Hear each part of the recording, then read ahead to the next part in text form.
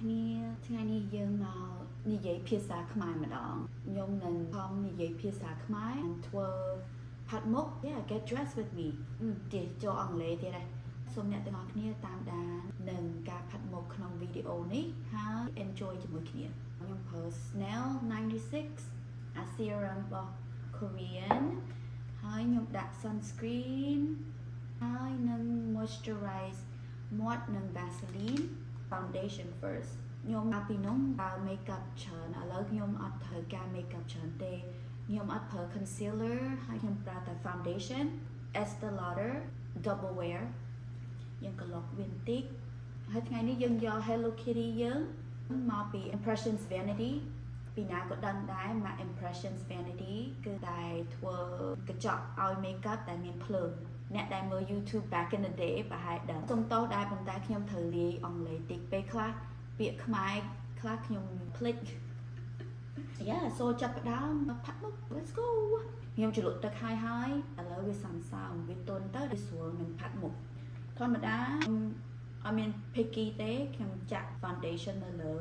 sponge មកហើយយើងមកផាត់មុខប្រើ makeup ច្រើននេះខ្ញុំ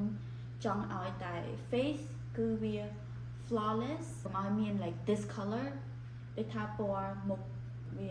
អត់ស្មើខ្ញុំចង់ឲ្យវាស្មើអរគុណច្រើនណាស់ដែលអង្គុយមើលខាងនេះនៅ California គឺម៉ោង11ពេលព្រឹកខ្ញុំអត់ទាន់បានញ៉ាំអីទេកាហ្វេក៏ផឹកដែរប៉ុន្តែខ្ញុំចូលចិត្តផឹក matcha ខ្ញុំធ្វើផឹកហើយអត់ចូលចិត្ត layer foundation វាយមកតង់ហើយខ្ញុំ okay and then យើងអស់មកយើងលាបកកឲ្យត្រូវនឹងពណ៌ foundation yeah okay តែប៉ុណ្្នឹងទេ my favorite blush is elf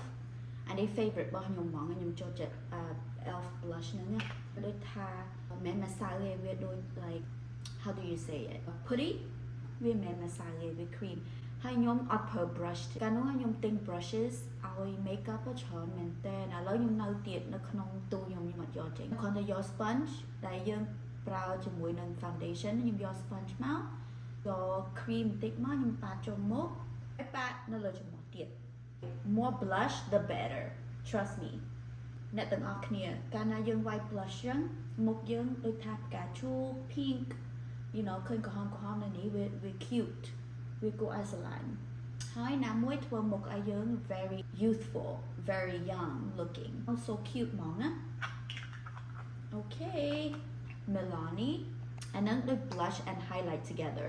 យកម្សៅនេះយើង set ឲ្យវា smooth ខ្ញុំចូលចិត្តអញ្ចឹងប្រើ sponge នឹងជាមួយគ្នាទៀតខ្ញុំអត់ដូរទេ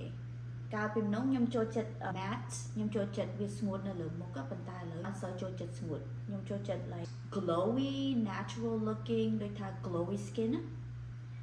កាលនោះ matte everything matte lipstick matte face អូយ everything ក៏ smooth everything everywhere ឥឡូវខ្ញុំអាយុក៏ធំដែរ skin ខ្ញុំក៏ដូរហើយ makeup routine ខ្ញុំក៏ដូរ blush ហើយ see natural ឥឡូវយើងមកដល់ធ្វើ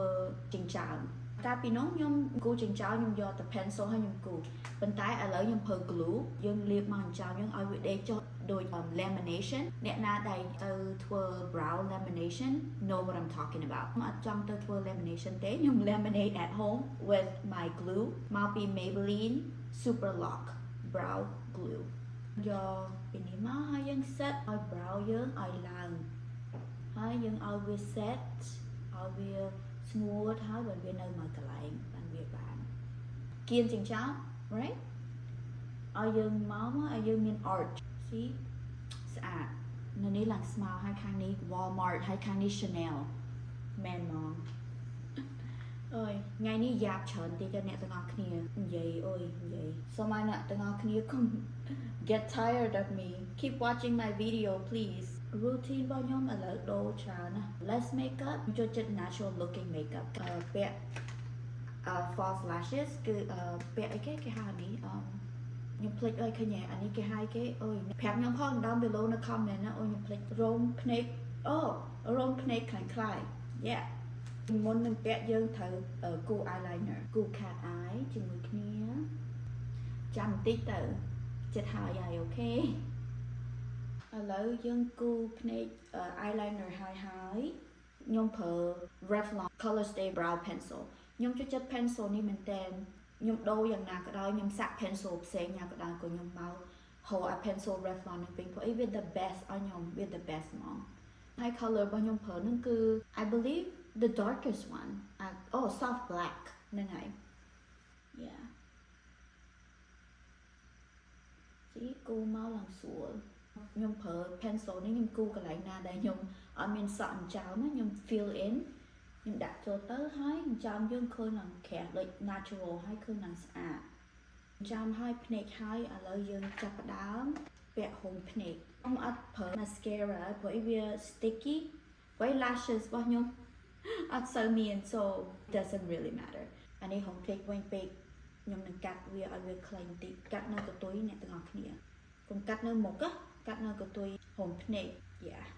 ហើយពីរចុះ yeah there you go ព្រោះភ្នែកខ្ញុំអត់ធំទេអ្នកទាំងអស់គ្នាទូចទេ I forgot okay complete lashes glue យើងលាបវានៅចុងភ្នែករបស់យើងទៅដាក់ lashes ហើយ last but not least ខ្ញុំប្រើ lip tint ខ្ញុំលាបមាត់ហើយខ្ញុំប្រើ lip gloss នេះល្អមែនទែនធ្វើឲ្យមាត់យើងឡើងភ្លឺហើយឡើង glossy គួរឲ្យស្រឡាញ់មែនទែនចាំមើលខ្ញុំលាបឲ្យអ្នកទាំងអស់គ្នាមើលហើយឡើង smooth អ្នកទាំងអស់គ្នា okay all done អ្នកទាំងអស់គ្នាឃើញមិនដែរលឿនអត់ and super quick ឥឡូវយើងទៅភ្លុំសក់ធ្វើសក់ okay bye see you in a little bit មុននឹងភ្លុំសក់អ្នកទាំងអស់គ្នាត្រូវតែបាញ់នៅ heat protecting ពេលយើងភ្លុំសក់នឹងអ្វីក្តៅយើងនឹងការពារសក់យើងបាន brand ខ្ញុំគឺ Ion ខ្ញុំប្រើ Ion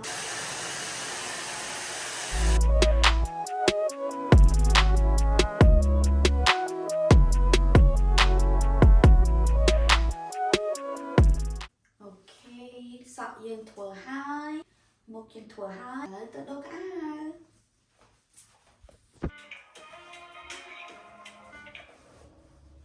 Let's go put on shoes